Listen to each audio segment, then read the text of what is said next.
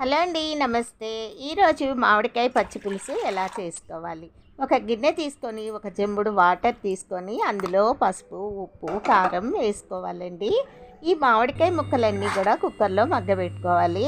ఒక బాండీ తీసుకొని సరిపడా ఆయిల్ వేసుకొని పోపు సామానంతా వేసుకోవాలి. ఆవాలు, జీలకర్ర, ఎండుమిర్చి, ఇంగువ, పచ్చిమిర్చి, కరివేపాకు వేసుకోవాలండి. అవి వేగిన తర్వాత మినపవడియాలు పచ్చి పులుసులో వేయించుకొని వేసుకుంటే చాలా టేస్ట్గా ఉంటుందండి. నేను మినపవడియాలు వేయించుకుంటున్నాను అందులోనే ఆ పోపులో. తర్వాత ఆనియన్ కట్ చేసి అవి కూడా వేయించుకోవాలండి.